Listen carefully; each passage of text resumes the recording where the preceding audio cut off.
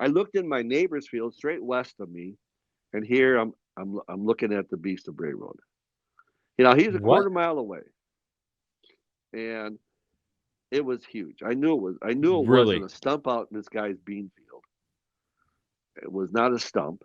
I knew that because it was a soybean field, and the soybean was just starting to come up, and I was familiar with Okay. the field. Yeah, And so you're in the west. You said you were in the west I end was of your field there. here. Now, if you move your marker, okay, now straight to the left, right, that back a little bit, right in that area. That's right where he was at, right there.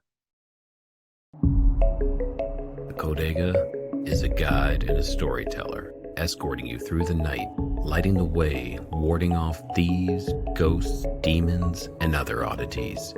Along the journey, his companions would often share with him the most curious of stories that he'd record in his Codex.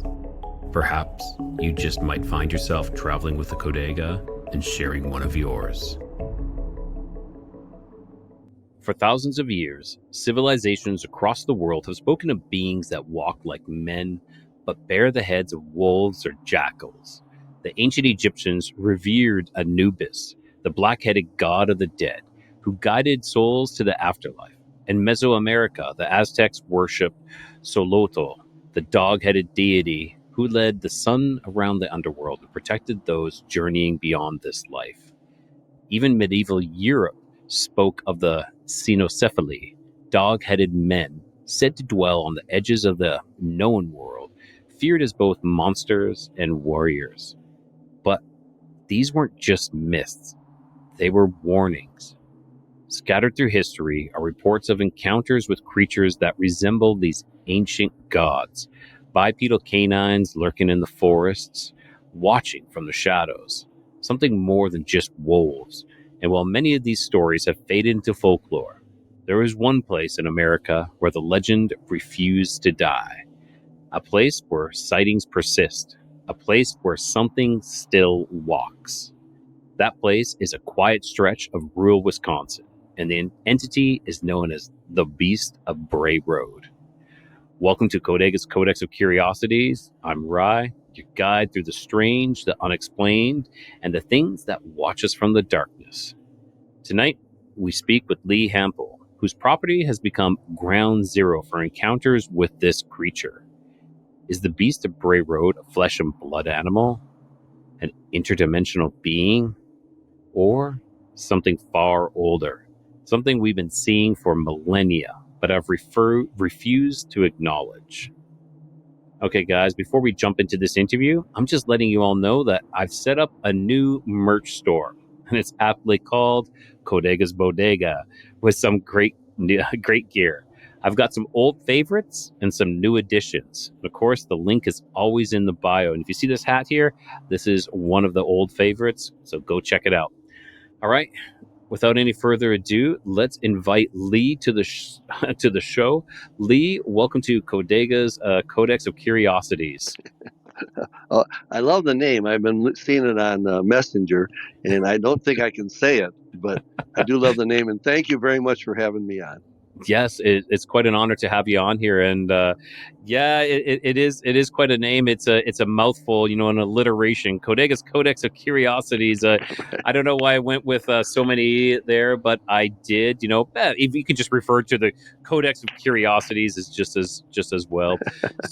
So Lee, I first stumbled upon hearing your story on the confessionals with Tony Merkel, and it was you had me hooked. And so I was like, I'd love to talk to you and have you on. And well, here we are. So for those who maybe haven't listened to that episode or to any other episodes or shows that you've been on, why don't you tell our listeners and viewers a little bit about yourself, and we'll go from there. Sure, sure. Yeah, I'm Lee Hampel, and I was a math teacher in Wakanda, Illinois, at Wakanda High School for 35 years, and I retired in 2000. In Wakanda, Illinois, which is 35 miles south of my farm in Elkhorn. I have my farm in Elkhorn is 35 acres, and that was purchased in 2007 for the purpose of making hay and having a hay source for the animals that we have here in Wakanda. We have horses and cows and sheep and goats that require hay. And that's why the property was purchased. I was a math science or computer science teacher. Had I mean, was I a doubter, skeptic? Sure. I was a math person. I was a science person. I didn't really give it much thought. I mean, you had the Bigfoot film that was out in I think California and things of that type, but Yeah. I just didn't give it much consideration. And like I say, I purchased the property was purchased in 2007, and I didn't farm there until 2011. Um, I had a neighbor farm on shares. I was still farming at my mother's farm here in Illinois. And in 2010, my mother passed away. Bless her soul, and love her so much. So, well, and then I moved all my equipment up to the farm in Elkhorn. So I farmed there myself 2011, 2012, and 2013. And nobody said anything about a Beast of Bray Road or a Dogman or anything like that. And I So talked to some neighbors. that wasn't disclosed when you purchased the land, right? It wasn't on the disclosure at all.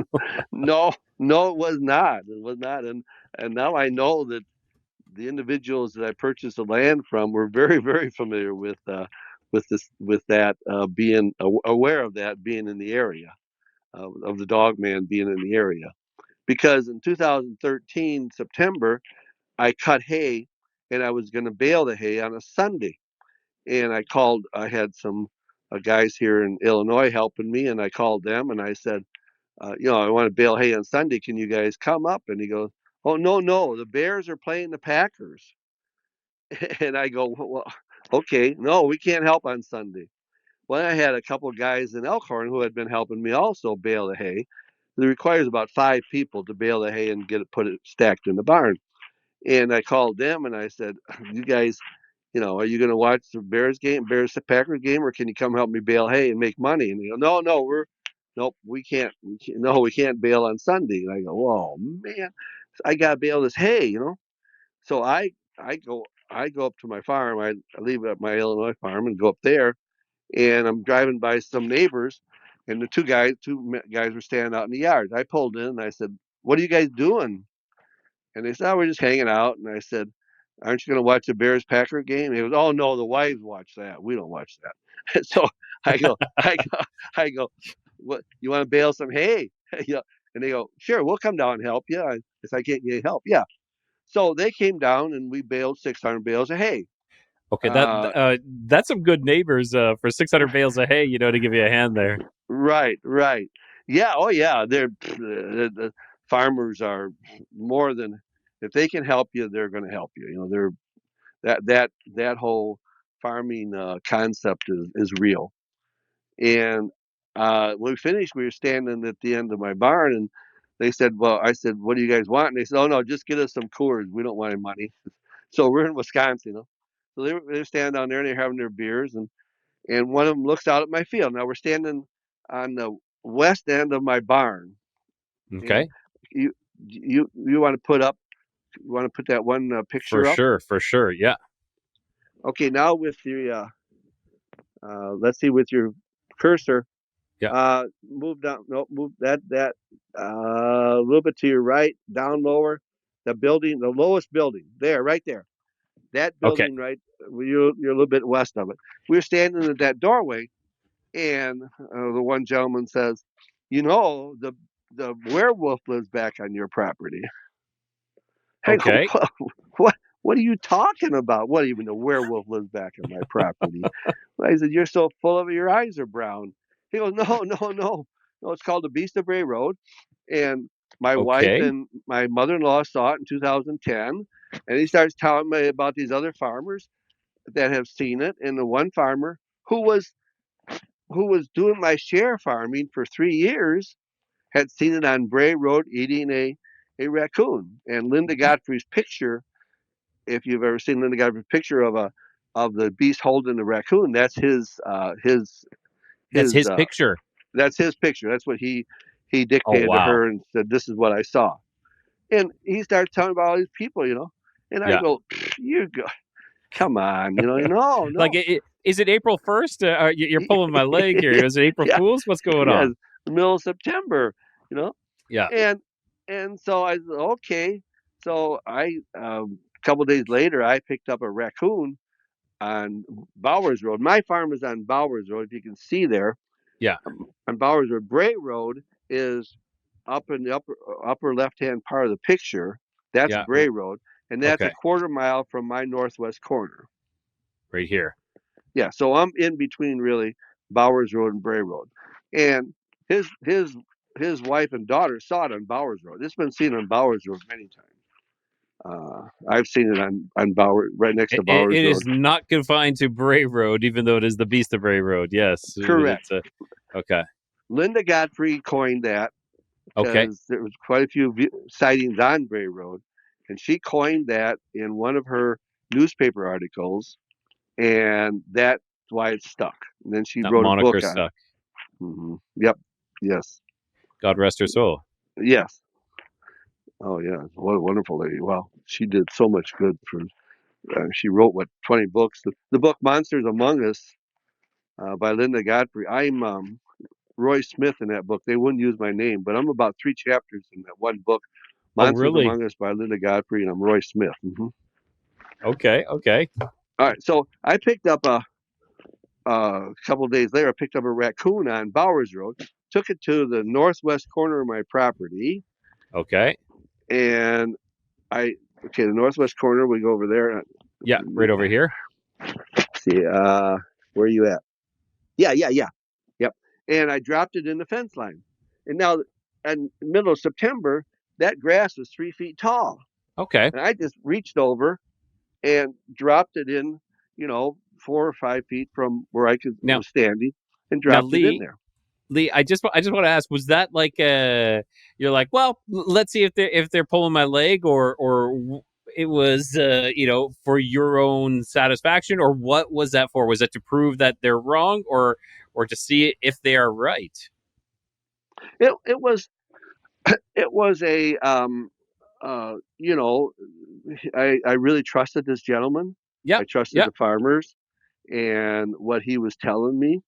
I'm sure I felt that people had seen it, that had seen something, whether it was a bear or a wolf walking around on 2 legs or something. But I trusted what he saw, Okay. that people had seen, and what he was telling me. And I was just now I started an investigation. I approached it a scientific investigation, and this was my first experiment, and uh, it it was very just revealing, because the next day I went back, and that raccoon, it was cut from neck down to the stomach area, and all the innards were gone. Like it was cut, like almost like with a knife. Yes, oh, absolutely. Wow. And and this grass is still 3 feet tall all around it. I'm looking down in there, and it's still, And the grass is not knocked down. The grass no, is just standing straight up. straight up. Okay, that's Now strange. oh yeah, and this is the first one. Geez, I've done This thousands, is the hundreds of start. experiments. This was the start. Yeah. Well, I grew up on a farm in Illinois, and I had uh, when a dairy farm in northern Illinois, and I had been out in the woods a lot. I hunted and lots of stuff, lots of time in the wood area and the farm area. And I'm looking in there, and I go, okay, the only thing this could be would be a hawk flew in there and somehow cut it open and took the innards out. But that's really, not really feasible. And so then I went down and saw my neighbor. That guy, he's, he knew I did something. He came over there. So I went down and I said, hey, I said, you been on my farm? He goes, no, why would I be on your farm? I go, well, here's what happened. And he goes, yeah. And I said, you didn't come over and cut it and take out the innards. He goes, no, Lee, you know I wouldn't go on your farm. And he wouldn't. There's no way. You don't go on other people's farm unless you have permission, or are doing work for them. And I go, well, that's okay. So I go back, and and uh, couple days later, I go back out there again. Now it's not in this nest or hole or whatever you want to call it down in the grass. It's 15 feet away in a pile. It's just all piled up and it's taken out of there. Now I could have reached in and picked it up and but it's starting to fall apart. It's like 4 to 5 days raccoon now. It's getting pretty. It's starting to look pretty bad. But I could have done that and put it in a pile. And I go, okay, this is no hawk doing this, or Of you know, course. Yeah. and and and that started my experiments, my data collecting, and hundreds of cameras, and I have over 100,000 pictures on my computer, and Wow. most of them paranormal. If you'd have told me in 2013 and in 2025 I'd be telling Rye that there's a 6.5 to 7 foot Dogman out there, and he's got shoulders of 3.5 feet wide, and that's what I would be saying in 2025. Rye, you'd have my dog, my chainsaw, my truck, and I mean my wife. I don't know. I would bet anything. If you Yeah, say, you'd be like, you're crazy. There's no way in hell that I'd be saying that. Yes. yeah, absolutely. And then lo and behold, here we But I are. am saying that. Wow. Okay. That is the start. Now, so where does it go from there, Lee? And have you seen it yourself? Have you seen the beast? I'm assuming so. If you're saying it's 3 feet wide and 6 or 7 feet tall, that there is 3.5 feet wide to three and a half. 6.5, 7 feet tall. Mm-hmm. Jeez. Okay. So Yeah, if you're being that specific, that's telling me that you have seen this. I've seen it 3 times. In reality, and I don't know if we want to talk about those now or my experiments. We can talk about those now. Okay. Well, let's go now. Before we do that, let's go to. Do you have a track? The 5-toed 7-pad track. Yeah. coming up. Okay, I'm going to do the one where you have it cross-membered, like they have the 2 pictures together. Sure, okay, that's fine. Okay, so let me just get that ready to rock and roll here. So, all right, so you found some tracks. So we're going to go with So you have found some tracks. Some abnormal tracks is the best way to call this. And here we are. Hundreds of times, hundreds of people, or okay, about 20 people have seen these tracks. Okay. Now, if you look at the track on the left, and I don't know if Yes. you can use your marker, count the outside toes. 1, 2, So 3, 4, there's 5. the base. So 1, 2, 3, 4, 5. 5 toes. Then there's a center pad. Correct. Right here. Let's see. Yep. Yeah, you're small. And then there's a heel pad. Yeah, definitely. Heart-shaped kind of heel pad, reverse heart-shaped heel pad. And there are nail prints up on top. Okay. Yeah, I can see some. I can see some out there. Right. Yeah. So, okay, so it's canid. It's not feline. Okay. All right. And when that raccoon was taken out of the hole, I went into the neighbor's cornfield, and started looking for tracks. And something had come and done this, and Yes. these tracks were there. And I'm looking at these tracks, and I go, this isn't right. And they're every 2 feet in the dirt in the cornfield. They're like 2 feet apart, and there's no tracks in between. So I called my brother Fred, who's helped me a lot, and I said, "Come up here and look at these tracks. They're 5-toed 7-pad, and they're right here in the neighbor's cornfield, right where that raccoon was moved." So he did, and we started looking at these tracks and started. I've seen this. I've tracked this a half mile through snow and through dirt and stuff, and I've seen it hundreds. I was about to say, so you've seen this hundreds of times, then. So yeah. Now you've seen this hundreds of times, but this first experience was yes. Oh, it was like what is this? I mean, it wasn't coyote, and The only thing there is coyote that is canid, or dogs may be out there, but there really ain't any dogs that come on my farm. But so we started seeing this track. Now, my brother Fred notified the Natural History Museum in Chicago, called the Field Museum, and said, "Who is your track expert?" And they said, "Oh, we use a guy out in, I think, in Montana, and he's one of the best track experts in the world." They said, "Because we have a track that's unidentified." "Oh, he'll tell you what it is. Okay, so we sent him this track. This is what he sent back and told us, that there is an animal, the blue animal. See the blue ones Yeah, is yeah, going at, let's say, 12 o'clock, yeah. and another animal crossed it at 2 o'clock, Okay, yeah, and then he put red for the animal that stepped across it. He says not a double hit from the same animal because it's at an angle. okay. So this is another animal that crossed it. But if you look at his analysis, first of all, the blue animal has 3 toes on the left hand side and one way over on the right. If you use Yeah, there's like this gap. Yeah, because you see, there's one here, the one here, one that's being stepped on over double, here, and yeah, then nothing, and yeah, then one way down here. yeah, that's not right, right. And then look at the orange one, and he has a heel print there. If you look where he put the heel print over on the other track, it's on a ridge. Yes, yeah, exactly, There's exactly. That should have crossed the ridge. Like, you should be able to see that over here. there's no track. There's no pad there. No, no, there isn't. He made that up. And he said, we said, okay, but we've tracked this a half mile. And I sent him other pictures. Do you have another picture of this? One with it was kind of swampy. Yeah, let me pull that up here. Did I send you that one? Okay, that's the same Um, one. this one here. Yeah, can you focus on that one? Can you bring that bigger or anything?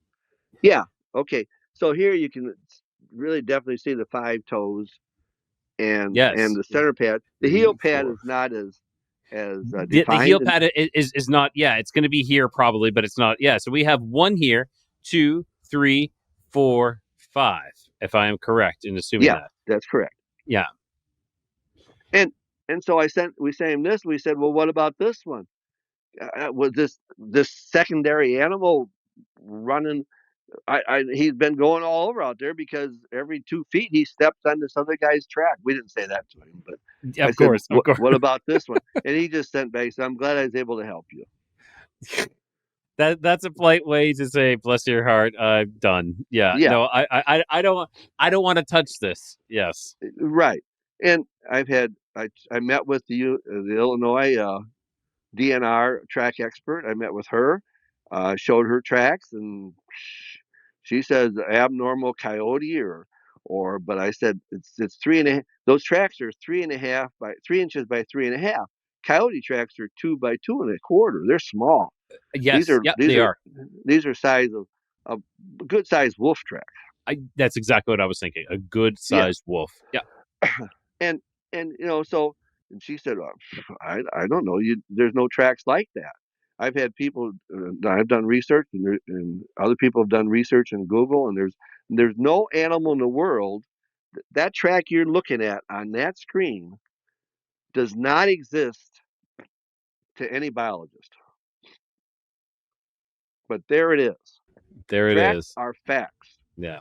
It doesn't exist in their library, but we have something Correct. here that does exist. But they're Never, just, yeah. never. There's never been a 5-toed 7-pad canid track. There has been some feline tracks that are 5 toes. There's a 5-toed feline in northern Siberia, Okay. but he doesn't have that center pad, or it doesn't have the center pad. It's a 5-toed 6-pad track. This is a 5-toed 7-pad track, which does not exist, and I've seen it hundreds of times. You can come to my farm tomorrow, Rye. I was up there 2 days ago, and I saw 4 or 5. Well, I saw dozens of them. Some of them. Yeah. All right, I don't want to jump ahead and Well, you unless can go to that next one. That people say, oh, you're only showing one track. Okay, now go to your next one. Now I don't know if you can zoom in. Here's two tracks, and his step is about 24 inches, up to 4 feet. yeah, like this looks like a flower imprint. 1, 2, 3, 4, 5, and then the heel is back there, right? I'm assuming. And we do call it flower or a clover track, right? Okay, Right. there we go. And if you go back to the back one, you can see it's about a 2-foot step. I showed this to the track expert in Illinois, and she said, "Well, you're missing tracks." I go, "Well, I don't see any more in there." She said, Yeah, "Well, there's too much debris. You're missing tracks." Well, there's no more tracks there. I'm sorry, there's no more yeah. tracks there. You would be missing tracks if it was For if it was walking on fours. and I said, "What if it's bipedal?" And she said, "Well, that doesn't exist." Yeah. Yeah. Like look there's nothing here. Nothing No, all right, and and nothing. that And was going a lot. and this is soft. This is soft ground. You Yeah, would be able to see it. Like we can see the indent here and you can see it over here. Like look how far that's going in. Yeah. Well, I don't want to say it's too soft, but yeah. Yeah. and I was tracking that one, and this was the two of the nicer tracks, so I put my ruler down and Yeah. measured them. But I was following the track line there. Perfect. Yeah, it's coming out that you're quite a thorough man, Lee, that you're, it's, which I can appreciate. A lot of people are like, oh yeah, look at a track, but no, you got your tape measure out, you're tracking them, you're, sending this stuff off to, allegedly qualified, people to tell you what it is. And it's kind of coming back as an unknown. I had the Wisconsin DNR came. I said, I have some tracks on my property you guys might be interested in. And they're always looking around for, you know, uh, uh, cougar tracks or bear tracks, because I'm in Walworth County and there's no cougars or bear there.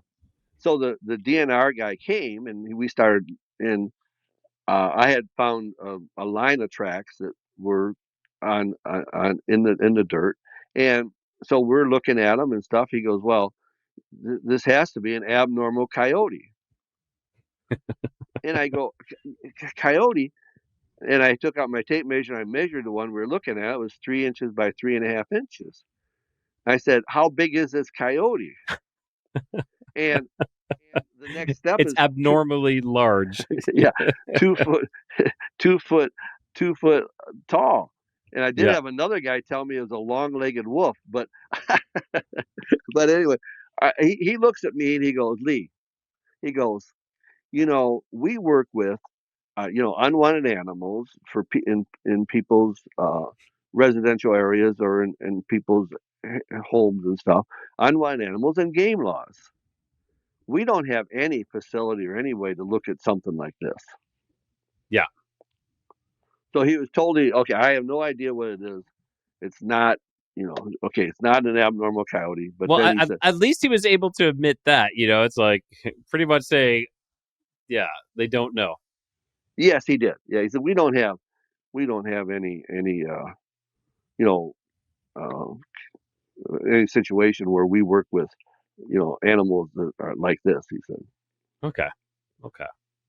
I can respect that. I can actually respect that. Sure. Oh, sure. Well, if I, you know, you showed me these, before 2013, I had to try to make up something too, True. till I, till the strange things happened with the raccoon, and then, and I go, okay, now I have these strange tracks. There is really a beast because, there's a two-legged dog man walking around on my property. And I laugh because it sounds crazy to say it, but it's the truth. This is it. It's like you just say it like common fact. Like as matter of fact, like, yep, I have a two-legged creature dog man walking around my place. Well, I tracks are facts. Tracks are facts. I like that. Tracks are facts. Yes. Yeah. Do you have the snow prints? So, Of course. Of course. let's see which ones you have. Let's see. Okay. Let's pull We'll, these ones up here. if we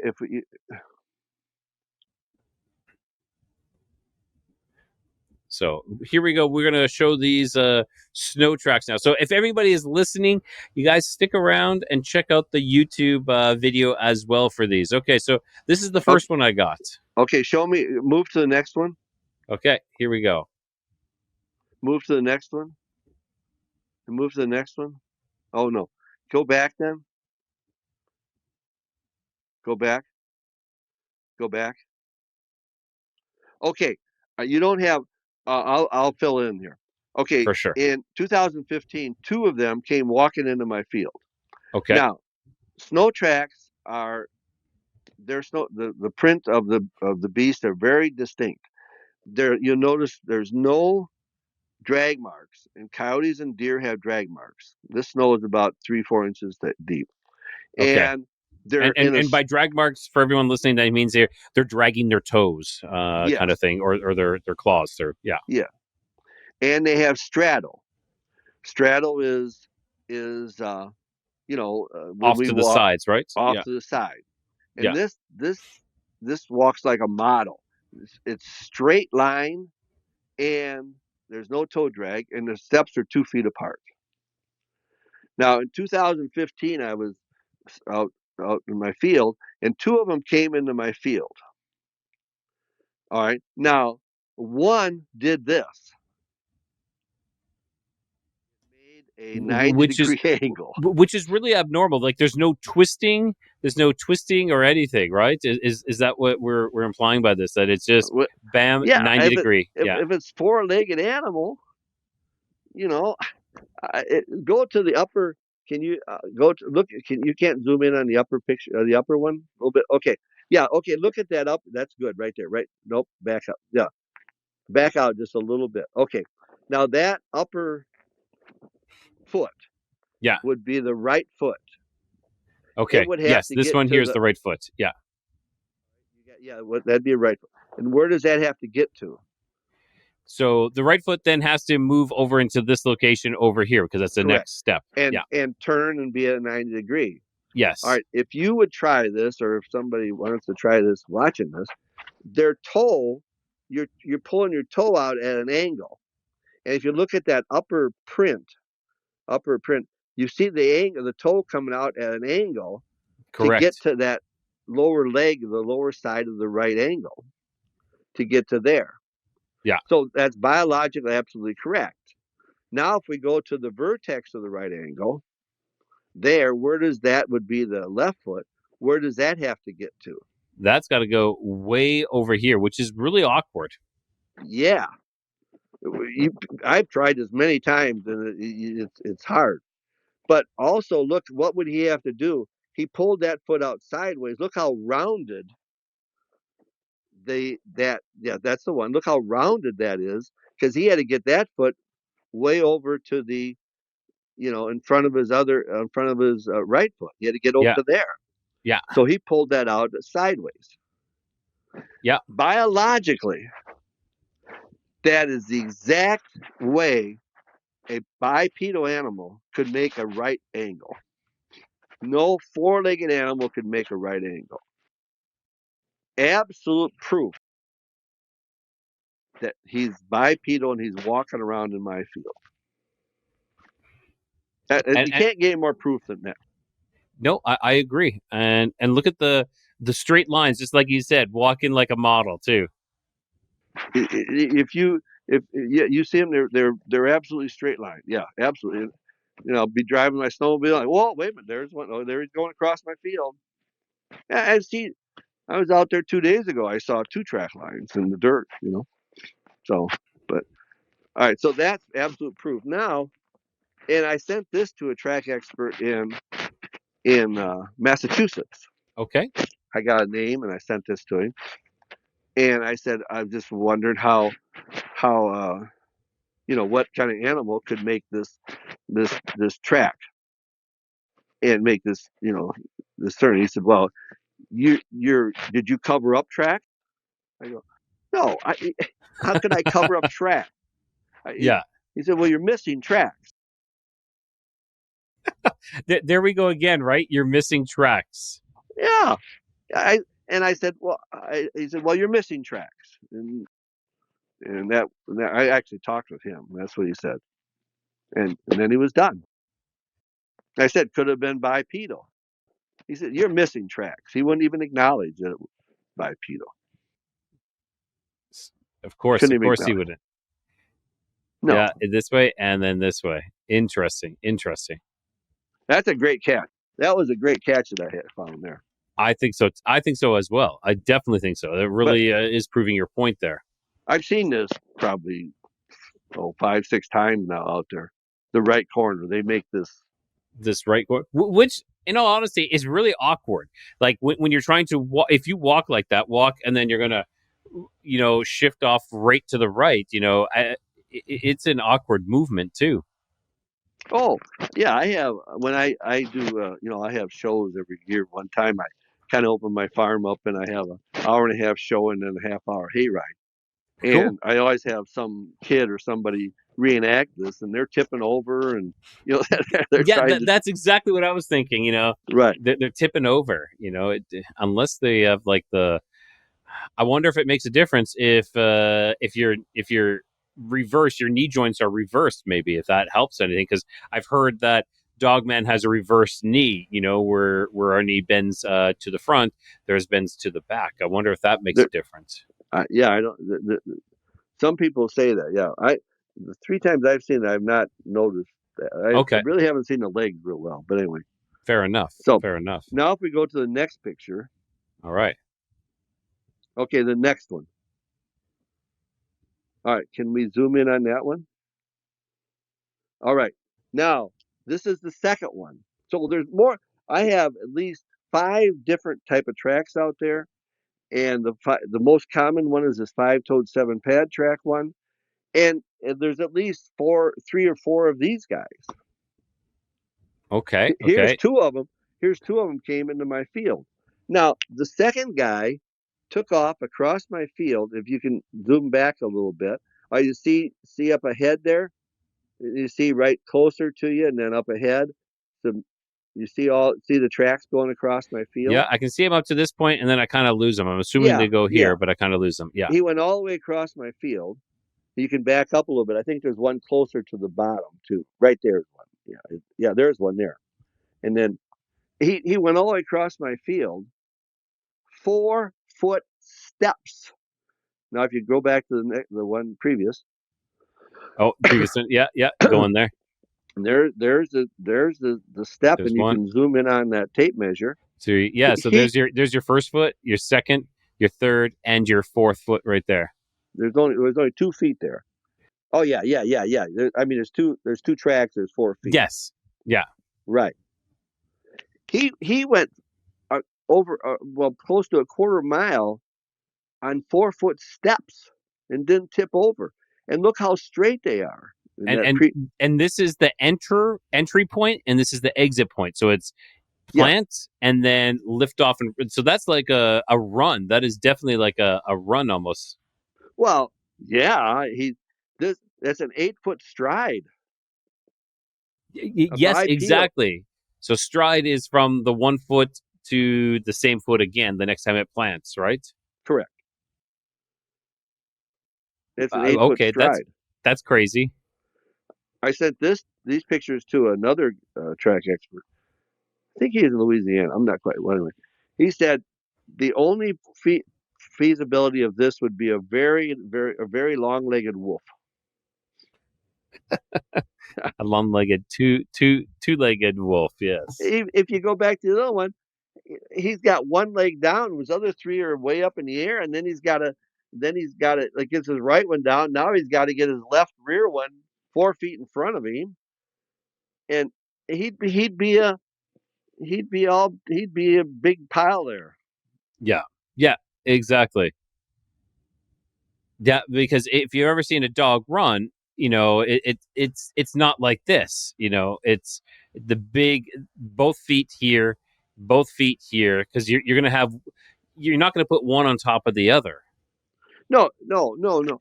A dog running or a cheetah or a horse, they bring their back legs up and power with them, and then extend their front legs, and they'll land. It's called a grouping, and Yes. they'll land in a grouping, and and there'll be the 4 feet will normally all be visible when a dog is, or a dog is running or a coyote is running. Yes.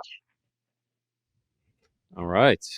Those are some more compelling evidence. Some more compelling evidence. Yeah. Now, do we want to take a look at these ones here, Lee? This Oh, is okay. Now we go back to the first one, I think. No. no. Let's see. Nope, the one before that. Okay. So in this photo, we see what looks to be a Y. It's like the Well, track no. Well, splits. first of all, that's a track line. Okay, yeah. Yes. So we see it going here, and then it goes up and off Well, that way. yeah, but look at the track line. That that that that that's straight. They're 2 feet apart. And then if you go up to the where it separates, there's two of them walking there. Or this guy metamorphosizes into two. Oh, I see what you're saying. How Yeah. does it do that? Now, yeah, go to the next one now. Okay, let's see. Yeah, look how cleanly they separate. They separate really cleanly. Yeah. So again, here we see like this Y where we have the one track line, and then it separates off into a Y, and it just Well, cleanly goes. Yeah. yeah, and they go on their merry way. They don't. It's either as I mean, that was all the way across my field. I thought I was following, one track line, and then it became two. Why would they do that? That which is it's really bizarre. It's really And bizarre that how? they. Yeah. How? If you go back to the previous one, look how exactly that second guy landed in the first guy's tracks. It's precise. It's precise. Yeah, there is a little toe drag in this one, but this Yeah. was very deep still. I was about to say this looks a little bit deeper. This looks a little bit Yeah, deeper. it is. Yeah. But it's very straight, very no straddle. Yeah. And look how precise. He came they they came all the way across my field like that. The only way I would see that happening is someone walking in someone else's footprints is like something with a conscious, like it's consciousness to realize. Sorry, I'm like stuttering here, but their ability to know if we walk on file that they will not know our numbers per se. If I walk directly in that line, I think of us. I don't know if you know Star Wars with the Sand People. They walk in a single line and they kind of walk on their feet, so no one will know their numbers. But this is kind of like having intelligence. It's telling me that there's intelligence. He's extremely smart. And our Native Americans did that during the Indian Wars. Okay, there we go. Yeah, they would walk. 100 of them would walk in a straight line, or in the same path or same step, and so that the soldiers wouldn't know how many there were. Yeah, they did it. Yeah, this takes intelligence. Yes, it does. Proof right there. yeah, exactly. That's exactly it. It is that intelligence as well. Fantastic. All right, Lee. So, do we want to go into some of your sightings? Do we want to go? Okay. All right. Talk about. Let's see. Let's see the next footprint you have. Okay. Oh, okay. Sorry. Yeah, I That's was okay. saying. Do we want to go into? Do you want me to pull that up, or do we want to go into one of your sightings now? Well, let's see if I sent you the footprint of the sightings. Oh, okay. Do you have Hang on. a single footprint coming up? A single footprint? In the snow? In the snow? No. This was all three of them were in May, which is unusual. Okay. The only other footprints I have are of the ones that we. I'll pull them up here, and we will see if if these are the ones. Okay. All right, let's see. Okay, let's see So if I of sent course them we to you. have I have this one. We have this one. That one, which we've talked about, the gate, Yeah. and that. Okay. That is the only pictures that I have of these. Okay. All right. Then I'll fill you in. It's okay. So on May 5th, 2017, Okay. my first sighting. Now I pulled out of my driveway at 10:30 at night to head into the town of Lake Geneva, and actually I was going to Walmart and do some shopping or get something. And when I pulled out of my driveway, I turned to go south on Bowers Road, and immediately here, two electrical poles away, were two orangish red eyes, glowing orangish red eyes, next to the road, 3 feet off the ground. 3 feet. Okay. Yep. And I knew That's immediately. the long-legged wolf they're talking Well, about. yeah. Well, I knew immediately because I've seen deer, I've seen coyotes up there, obviously, and they all have, they have the green to yellow green eyes. And I knew immediately I'm not looking at a coyote or a deer. So I threw my brights on, accelerated. Now it, whatever we want to call it, went down the embankment that was next. He was on the next to the road, and then he went down the embankment. Now that embankment is 4.5 feet deep. Okay. And May 5th, that grass was a foot tall on top. He's looking over the top at me. Here are these glowing orangish red eyes looking at me. And I go, Okay. whoa, okay, you are. Because I only heard other stories. They say 6, 7 feet tall. And I go, you are. I wasn't sure how deep that embankment was at the time, but I knew it was deep, and I measured it later. But he's looking at me. Now, immediately, he is 15 to 20 feet out in the field. And I'm accelerating. I'm probably 80 feet from him now, 80 Okay. to 100 feet from him. And he leaps, flies, I don't know, but he's 15 to 20 feet out in the field. And he turns, and I see one glowing orangish red eye. Now, the luminosity of that eye out in that field was just as bright as it was when it was up by the road. Okay. That's And interesting. my Yeah. and my and I'm not reflecting on his eyes that much out in this field. Immediately, it's so quick, blink of an eye, he's another 15, 20 feet out in the field. And and again he turns, I see one orangish red eye, and he's, it's bright. It's bright. Does he have a generator? I mean, how, we have some fish that can, of course, make some light in Yep. the depth of the ocean. We have, of course, our firefly, do it through a chemical process. Yeah, exactly. Now, what is going on with this? And I think I've told you before that I've seen something along this line. I saw a reddish, like incandescent glow, like this glow. It's not like a flashlight, but they're glowing on the inside. It's very eerie as well. Eerie would be a good word because it's something, you don't see an orangish red eye glowing 20 feet, 40 feet out in the field. Exactly, exactly. so so but I couldn't see any body. I'm thinking I should see body. I should see body.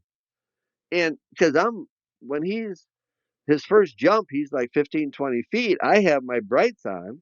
He's not that far out in the field. I should see body, but all I see is one orangish red eye.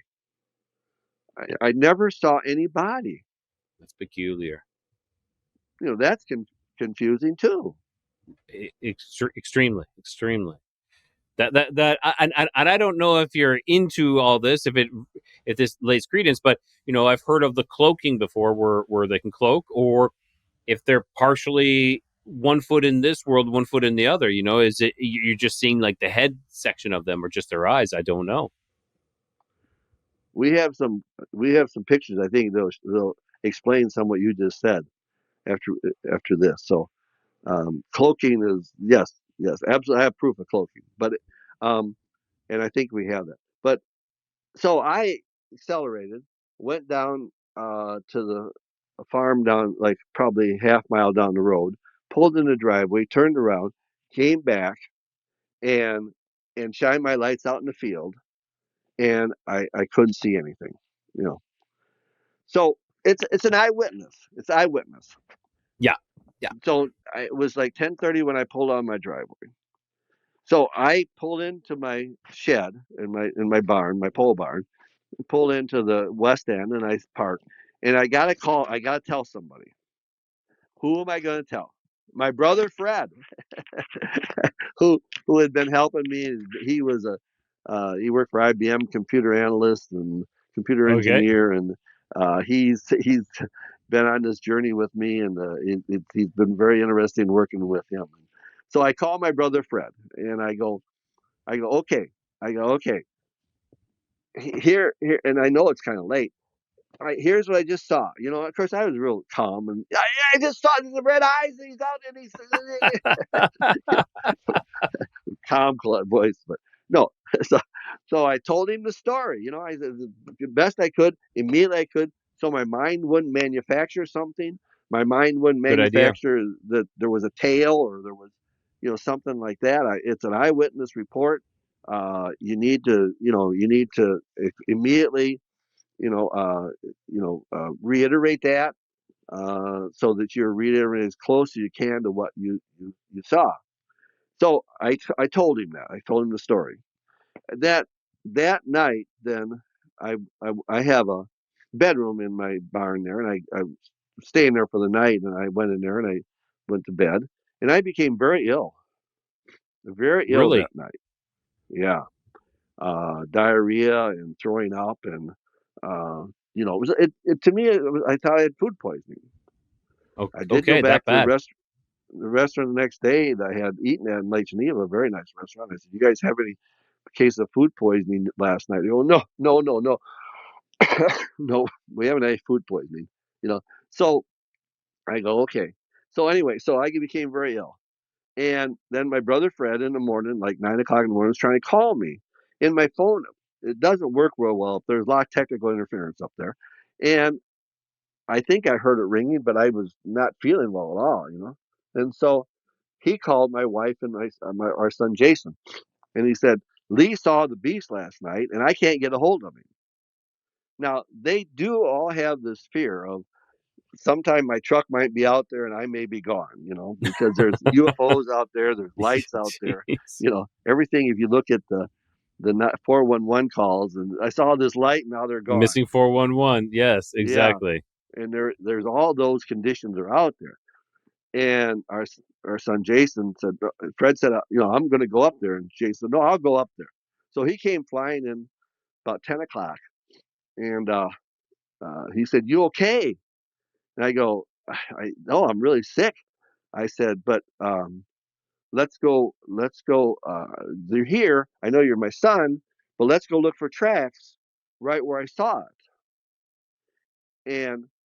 And I said, to verify that there's tracks there and not some other place in the field. And so then we went down to the right. I knew right where it was. And went there, and here we're right at the edge of the field, the 5-toed, 7-pad tracks that we've been looking at. Only tracks there. There was And only you, like so was that at that point you kind of put the two and two together that, like, I saw the big boy or something like that, whatever or I saw. Yes, what I yeah, saw. Well, I knew it was real because tracks are fact. I knew it was true. real. Now I've visually seen it.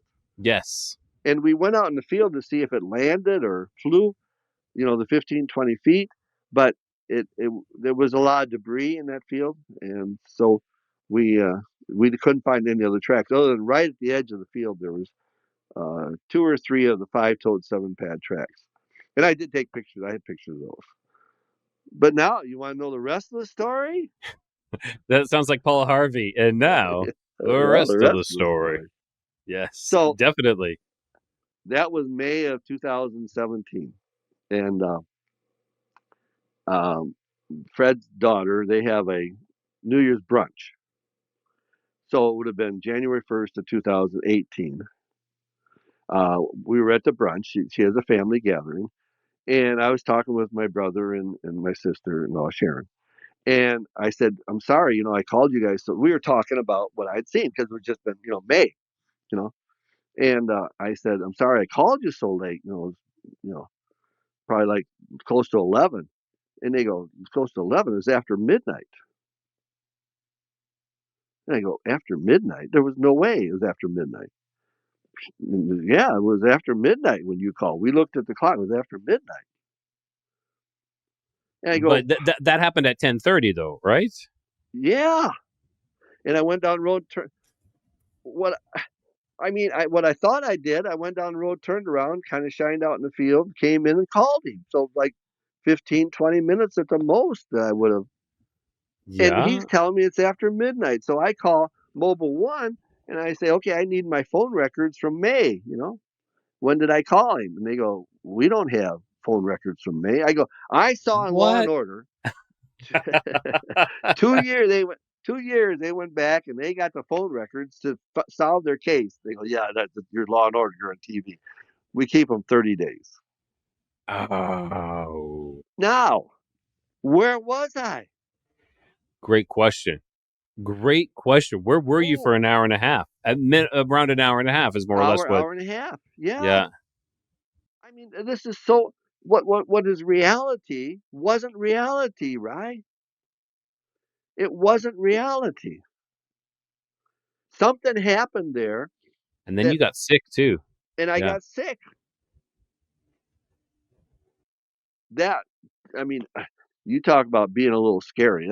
I'd rather walk up to the Bigfoot or the Beast of Bray Road and say, "Hi, how you doing?" I know he has big claws and stuff, and say, are you real or not real? But to what reality is and what it isn't.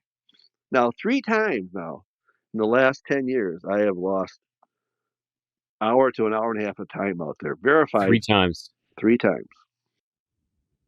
So yeah. So and just a thing here, like, could it be some sort of radiation, like emanating from the beast? Because radiation can like lead to symptoms of like nausea and vomiting. Sure, sure. Yeah. Just spitballing here. Just spitballing. And there's the infrasound, I think it's called. The lion um, makes a very low sound, and that creates in the prey animal. It creates a vibration that disturbs their mind, and they won't run or something. They won't run. They won't behave normally when the male lions have this. I think it's called the low infrasound. So I don't know. I don't know.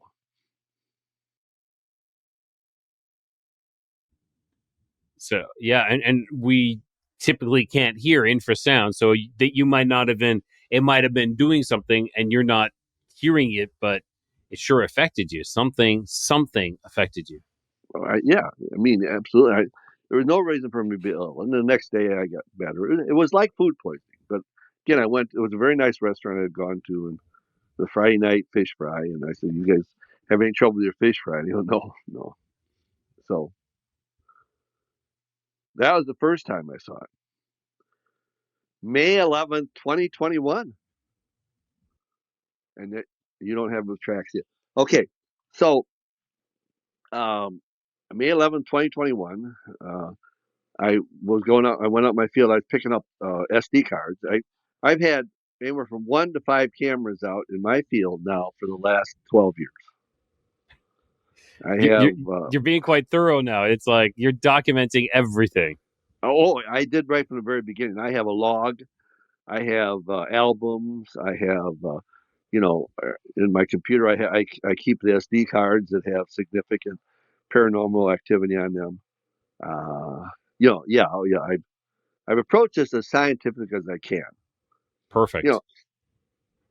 you know, I don't know if I'm going to get any answers in my lifetime. I'm 81 years old. So, but if I document and I call it observational physics, and maybe 50 years from now, when we understand portals and we understand interdimensional, movement, then maybe somebody will come back and say, Lee Hampel had that in 2025, and science doesn't move quickly. I mean, Einstein said there were black holes. We didn't find any black holes. Mathematically, he found black holes. We didn't find black holes for 50 years. So that's what I'm doing. I'm trying to do experiments, repeatable experiments, and collect data and record it and keep it as clean as I can. And that's all we can ask for at this time, right? Is Yeah. it's respectable that you're doing that, so that's awesome. Yeah. People say, well, what is it? Well, I have too many variables right now. I have an equation with 20 variables in it. We can only solve the equation if it has 8 variables. I have too many variables. So, but we'll go with the May 11th, 2021. So I pulled out in my field, and and the west end of my field, and that's where you had that marker, the northwest. But I was right at the west end of my field. I had a camera there. I pulled up the camera to jump out and grab the SD card. I looked in my neighbor's field straight west of me, and here I'm looking at the Beast of Bray Road. He's a What? quarter mile away, and it was huge. Really? I knew it wasn't a stump out in this guy's bean field. It was not a stump. I knew that because it was a soybean field, and the soybean was just starting to come up, and I was familiar Okay. with the field. Yeah. And so you're in the west. You said you were in the west I end of was your field there. here. Now, if you move your marker, okay, now straight to the left, right, that back a little bit, right in that area. That's right where he was at, right there. And I know I'm looking at him. So I get out, and with this iPhone 11, which I have right here now, I started taking pictures. Now, people say, "Why didn't you take a video?" Well, a video is 8 megapixels on the iPhone 11. A picture is 20 megapixels, and I wanted to get as clear pictures as I could because I knew what I was looking at. And so I took pictures for 3.5 minutes. Now, what it did, it was crouched down, and my pictures all verify this. I have not released these pictures yet. Um, it was crouched down, and then it moved in that crouched motion straight west, straight to the left of the picture, for a distance, a little bit. Then it stood up and walked on two feet, 2 legs, straight west, again straight away to the left for probably a distance of 50, 75 feet. Then it dropped down to all four, and then it went into the woods. It's not a stump because it's moving. So anybody who's like, "Oh, that's just a stump. That's pareidolia." Not when it moves. Not when it moves. Right. And it's in this guy's bean field. He's got soybeans there, it's growing. Yeah. Wow. Right. Now that's what I saw, and my pictures do indicate that. But now he was a quarter mile away. Okay. Yeah. And we said earlier, like, Bray Road was about a quarter mile away from there. So we're kind of a little bit further over here is kind of where you saw him. You're right. Yeah. You're right where I was. Right. Yeah. No, a little bit. Yeah, that's right where he was. Yeah. So he is right a quarter mile away. It was actually 0.22. But so what am I going to do? Again, eyewitness report. Yeah. What do I do? Got to call your brother? Yeah, call my brother. Right. You're right. Call my I'm brother. picking up. I'm figuring this out. Yeah. Call my brother. And so I call Fred, and I sent him some pictures of it. And I said, I just saw the beast. He's over there in the next field, And I said, I want to walk over there because I want to verify this. People say, aren't you afraid or aren't you scared? Absolutely. But I need to verify. I need tracks. I need to, scientifically, support what I saw. Yeah. Yes. So I gotta walk over there. I have to, So I called Fred and told him, and I said, okay, stay on the phone. Now, if he comes out, just call the coroner because I'll become Wisconsin folklore. That dumb farmer, he went chasing this thing, and it came out and tore him all up. I mean, Yep. what, what is he's never hurt anybody, but I don't know if anybody's chased him into the woods yet. So so I walked over there the quarter mile, cautiously looking and talking to him and talking to Fred, and he's on the phone. And I get over there right where I know right where he's at. Here are the five-toed seven pad tracks, which I have pictures of. There we go. And his step was 3 foot. His Really? step was 3 foot. So he was moving a little faster. Normally, you said it's 2 foot, so he wasn't running. Running was 4, so this is kind of like he's between. Moving. And I've seen 3 foot steps before. I have snow 3 foot steps and stuff of that type. And so, so here's the track.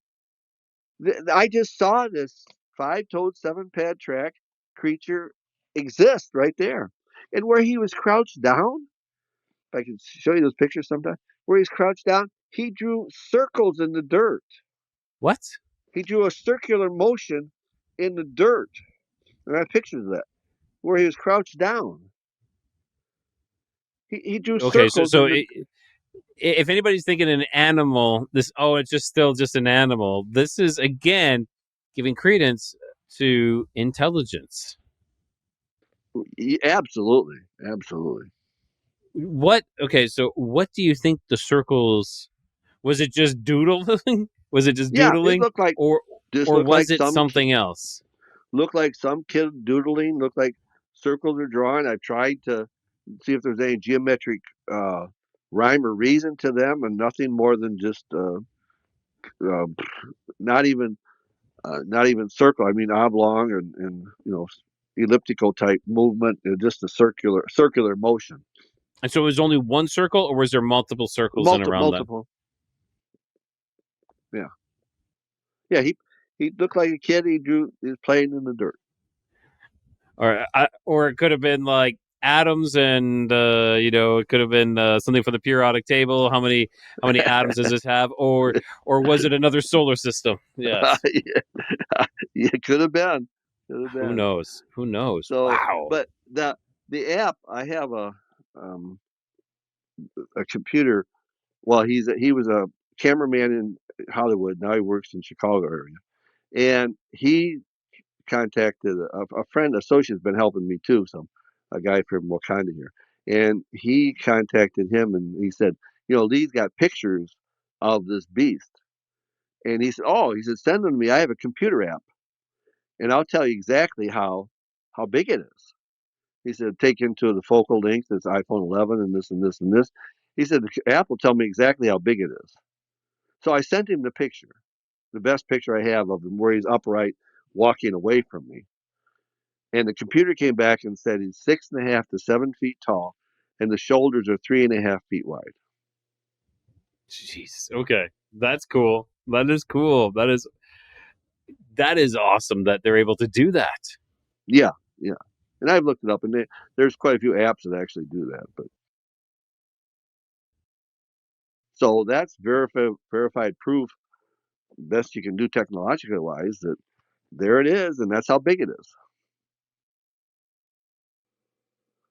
But I didn't get sick this time. So yeah, I was gonna. Actually, I was gonna ask, was there any lost time though? Do you know if there's any lost time? Not that time. I've had lost time 2 other times, but not that time. Wow. Okay. So that was number 2. Third time's the charm here. Third time was May 20th, 2023. Now, as I said before, so that's fairly recent. Yeah. Well, that was 2021. Yeah. Still recent. Yeah. Well, yeah. And I have pictures of that one. May 20th, 2023. Now, as I told you, I have once a year, I kind of open my farm up, and I set up times, and people sign up, and I take 20 people at a time. 20 people at a time, and I'll show them pictures for an hour and a half, and discussion and pictures, and then we go on a half-hour hayride, and I take 20 people every 2 hours. And last year I had 6 sessions of that. Jeez. I had the last one in 100, September over 100 people, 2024. 120 people there. Yeah, and they give me money. Can you believe that? They give me money. But this one was May 20th, 2023. I had that. Now the last session got over at 10 o'clock. We went from 8 to 10. I always try to do a nighttime one because some people like that, and other Of people course. won't go out at night. Wait, that thing's out there. I go, yeah, it is. No, I'm not going out there. But 10 o'clock got over, and people had left, talked a little bit, and I went out to pick. I had made some posters that gave my address, and so people could see where to turn in my driveway and stuff. And I was picking those up and throwing them in my truck. And my driveway is probably about 100 feet long, 120 feet long, going back to my pole barn. Now, I was in the driveway and I was carrying the signs over and throwing them in the truck, like I said, and going to take them up and unload them. Now, the barn, I had closed, I have big equipment doors. I had closed those, and the person door was open, and the lights were obviously on inside of the barn. Okay. So I get in the truck and I start to move forward to go up to the barn. Now I'm just looking ahead and looking up at the barn, and I could obviously see the doorway. All of a sudden, here is a perfect silhouette, black silhouette. The head is at the top of the door. Here's the shoulders and arms, legs, perfect black silhouette for about 5 seconds, standing in that doorway. Okay. And I go, whoa, what are you doing, guy? You come now. You just tell me, why didn't you do that when they were here? And so I accelerate again, and it was there like 4 or 5 seconds, not long, but obviously very, very discernible. And of course, drive around the barn, look for it, and I don't. There's nothing. I don't see anything. So, but he deliberately stood in front of that doorway for a period of time. So to tell me, here I I'm here. am. You got all these people looking for me. Ha! Here you are. Here I am. I get that's how I take it. I don't know. Yeah. But I agree with you. I agree with you. It's kind of like this counting coup kind of thing where it's like, you guys are looking for me over here, but I'm over here. And kind of give you a nod like, yep, here I am. yeah. And he disappears quickly. He's hit my truck with a stick, and I back immediately up, and there's and he's gone. He appears and disappears instantaneously. Now, I know to some people that thinks, there's the camp of the flesh and blood, and I believe it's partially flesh and blood, but I believe there's supernatural aspects to this creature that we have no idea. Oh, What about you, Lee? What do you feel? well, I have evidence that there's flesh and blood because I've put out over 20 roadkill deer. Until 2016, the DNR let me put out deer in my field, and then Walworth County became a chronic wasting disease county, and they wouldn't allow me to move deer in Walworth County. And I have overwhelming evidence that they will take part of the deer away, or I mean, every deer has a story, and they carried away 19 out of the 20 deer, which is the 20th. One of the deer, the coyotes ate, and those bones are still there. They're the only ones there. The other 19 were carried away, and that's coyotes don't carry them away or cut off the front leg or take out the tongue and eyes. They don't do that. No, not at all. When you take out the tongue and eyes, that's reminiscent of like cow mutilations. Yeah, and I have many That's pictures of deer mutilation, very cut, where the front quarters cut and taken off. And the head is cut off with one of the deer. The head was taken away, and I collected that carcass. I still have it. I took it to a butcher, a guy who's a butcher. I bowl with him, and he was a butcher for meat. I don't know what company he's with. And I said, "What cut this deer's head off?" And he doesn't know anything. And he looked at me and he said, "Well, a cleaver."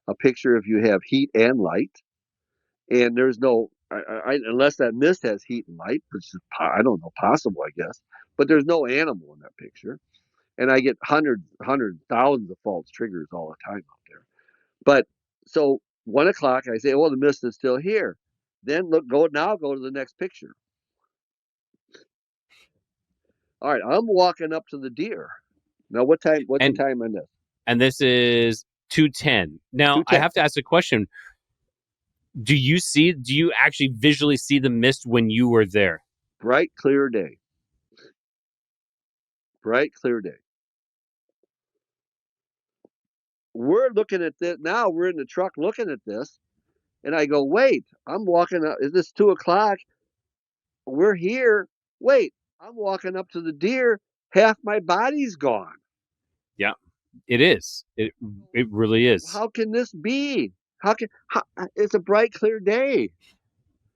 Now go to the next picture. See, and half my body's gone. I'm walking over to the deer. In the picture, the camera's taking one picture about every, I think every 8 seconds. And it really does change. This isn't like, I'm just going to go back here. So let's, sure. Like it's bigger here than you there. Yeah, this is 2 seconds. 2 seconds later, we have another picture. All right. The camera's, I triggered it again. Yeah. And half my body's gone. I sent these to Matt, the camera guy. He goes, what do you got, a smoke machine out there? And I said, well, how would you do this in Hollywood? He said, I don't know if we could even do that with green screen and CGI. He said, I don't know. He said, how do you do this out in your hayfield? With a Tasco, $100 camera. I go, I don't know. I've had at least 30 cameras out there, and every one has had this mist on it at some point. And it's cloaked. It's absolute proof that there's a cloaking mechanism involved with the beast. I mean, I guess. And then now go to the next picture. I'm bending over, looking down at the deer, as I said, and I'm telling Linda, I say, nope, the deer doesn't smell. All right. Now, and you can see me bending over, look at it. And we're in the truck looking at these, and I'm going, half my body's gone. Linda, half my body's gone. Linda, half my body. She says, I know, I see it, but I said, how do you do this? And and so then I'll go to the next picture. All right, now go back to the previous one. These pictures are in order. Go back to the previous one. What's the time on that? It is 2:10 and 53 seconds. All right, now go to the next picture. So it's 2:11 and 1 second. So that is 8 seconds. This is 8 seconds later. Yeah. I'm taking out the SD card. That's my hand. And there's absolutely nothing here. Is that Linda there? Linda just walked into frame? Mm-hmm. She was there before. I think she told you, if you go back to the next one, the previous one. She might have been on this side and walked in this way. Yeah, maybe. Yeah. Yeah, she was walking. So, yeah, she's not. I thought maybe she's cloaked there. 8 seconds, and that's what it was. It was a bright, clear day. It looks like a completely different day. So the look on this, it looks as if like you have what's called the golden hour when it's about like 5 or 6 p.m. and the sun is just setting. It's just setting, and you have a beautiful. In my mind, that's what I was seeing was this golden hour kind of thing when the sun is just setting, even though it says 2:10. And then we go here, and it is bright. This is like, it's like a whitish, it's almost as if the sun has changed color completely. Yeah, that mist, I mean, it distorts the sun. The sun looks like it's shooting out gamma rays and stuff when it's there. And like if the sun's coming up and that mist is there, it like the waves from the beams from the sun, they get real wavy. It distorts everything. And I've seen it out there for the last 12 years.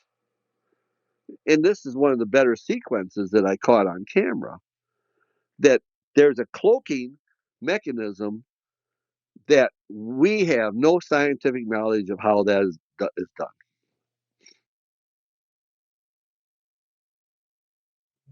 Yeah. One last go. Here we go.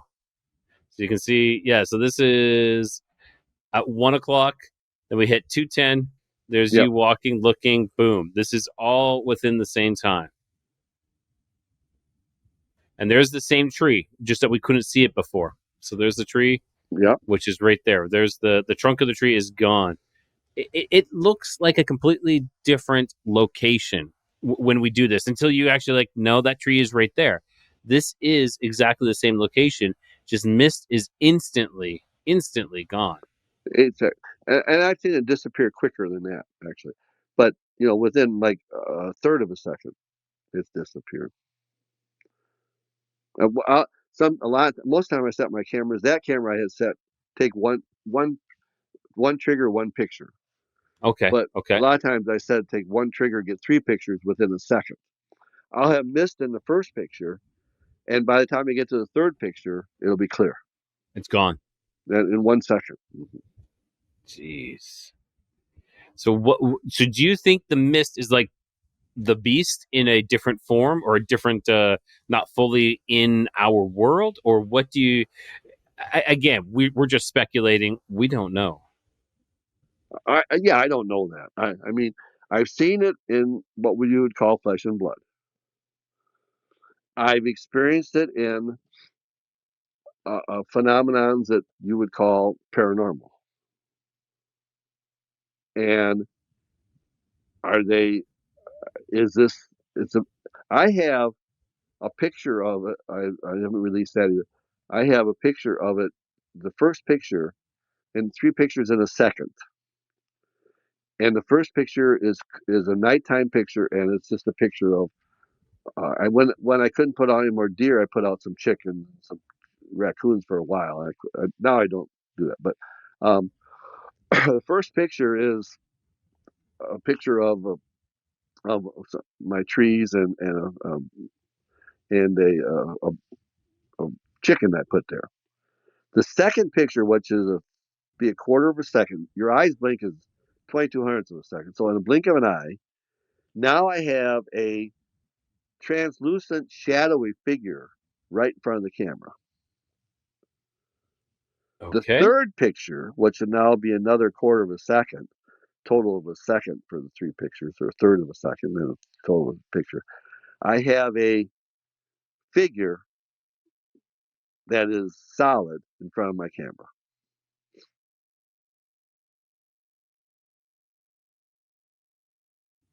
No, I think I think I have the ones where it was during the daytime, where you have where there's nothing, and then there's this black figure off to the side. Is that one That of them? that that's another one. No, that's another one. Okay. That Okay. one that he was there all 3 pictures. Yes. Yes. That is Yeah, correct. That is correct. And you know right. what? I'll share that one. I know we're getting closer to the end here, but I definitely want to No, share if that one. you want to go on that, we got have another 20 minutes. I don't think my voice is going to make it. So, I mean, if you want to have another time, I mean, it's an hour and a half we now. So, yeah, we can definitely do this again, Lee. We can definitely do this again. Like, this is extremely fascinating, and I love how you have taken a very scientific approach of documenting everything and trying to gather as much evidence as possible. You know, you're right in the epicenter of this phenomena, and you know, and you're taking it on. You're taking it on, and I applaud that, because we need more people out there who are doing that. You know, actual boots on the ground and documenting all of this. And you said you got over 100,000 pictures, which is incredible. It's incredible. So I applaud that completely. So thank you. oh no, no. I mean, that's the only way I could approach it. That's my mind. That's my scientific background. I had to approach it with doing experiments. That's why I put out 20 deer to see there were similarities and there were dissimilarities between how the deer were treated. But and I try to do repeatable experiments. I I I think that's great. I'm glad there's people like you out there who are actually taking the time to do this. So Lee, I know I can tell that you said your voice and your throat are kind of Right. bothering you here. So Yeah, a little bit. why I've don't had we a little wrap cold. this? No problem. Why don't we wrap this up for tonight, Sure. and maybe we'll Sure. have you back. Not maybe we will. We'll have you back on in the future. Okay. So is there anything that you want to promote? Any websites or even No, your event that you have where you have people coming out to check out your farm? Do you want to talk about that at all? I mean, I have. I don't know when it is this year, so I don't have a website. I'm doing my experiments. People say, "Oh, did you know about this over here in Utah?" No, I'm focused here. I'm trying to, now I have EMF readings that are 1700 maeugauss. You can't even have that, I mean, Apparently I've we can. Apparently we yeah, can. I have three or four instruments that have given that, and 4 milligauss, the the meter starts flashing red and beeping, and I go up to 1700 out in my field where there's no electricity. So, no, I don't have anything, the website or anything. I I'm just doing my experiments and keeping my data, and um, hopefully someday it'll become useful. I'm I not, definitely think it will. I enjoy talking with people, right? Enjoyed very much talking with you tonight. It's very, very entertaining for me. I enjoy talking about it. Oh, But I enjoyed listening. That is one of the main reasons why I did this, because I want to hear people's experiences, people's stories, and this is the firsthand experience, and it's amazing. So yeah, Lee, I want to, thank you. I want to say thank you so much for coming out and spending the time here. So again, thank you so much. Thank you. Thank you for having me. I enjoyed it very much. Thank you. Wow. Okay, everyone, that was Lee Hampel, and I'm dumbfounded. The Beast of Bray Road, and he is out there researching it, getting as much as he can, as much information, and documenting everything he can. So, like the stories of dog-headed beings, it stretches back through history from those temples in Egypt and to the jungles of Mesoamerica here in Mexico, and also to the quiet roads of Wisconsin, where something still lurks in the shadows. Are these creatures remnants of our ancient past, watching us from the edges of understanding? Or is there something entirely different, something waiting for us to see them for what they truly are? Whatever the truth may be, one thing is certain: the Beast of Bray Road is more than just a local legend. Thanks for joining me, Rye the Codega, on the journey into the unknown. As usual, if you enjoyed this episode, be sure to subscribe, share, leave a review. It helps in the search for the strange and the unexplained, and it keeps it alive. And if you have your own encounter or theory, I'd love to hear it. Fire me an email at codexofcuriosities@gmail.com. And until next time, keep your curiosity wandering, the light lit, and always find your way home.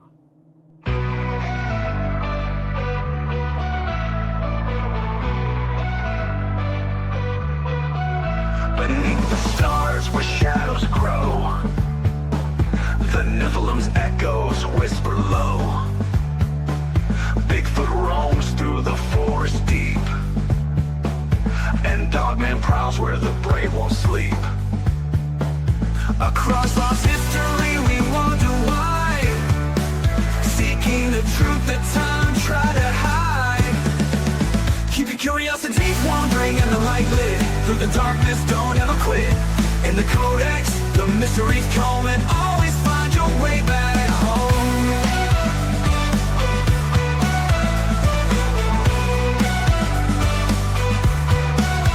UFOs streak through the velvet skies, aliens watch with unblinking eyes. The paranormal hums where silence breaks, in the void of secrets a lantern wakes. Through hidden realms and stories untold, the Codex flame is the light to hold. Keep your curiosities wandering and the light lit, through the darkness don't ever quit. In the Codex, the mysteries come, and always find your way back home.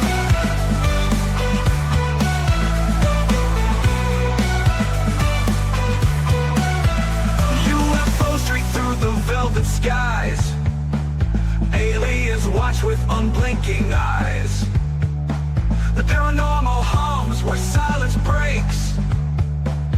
In the void of secrets, a lantern wakes. Through hidden realms and stories untold, the Codex flame is a light to hold. Keep your curiosities wandering and the light lit. Through the darkness, don't ever quit. In the Codex, the mysteries come and always find your way back home.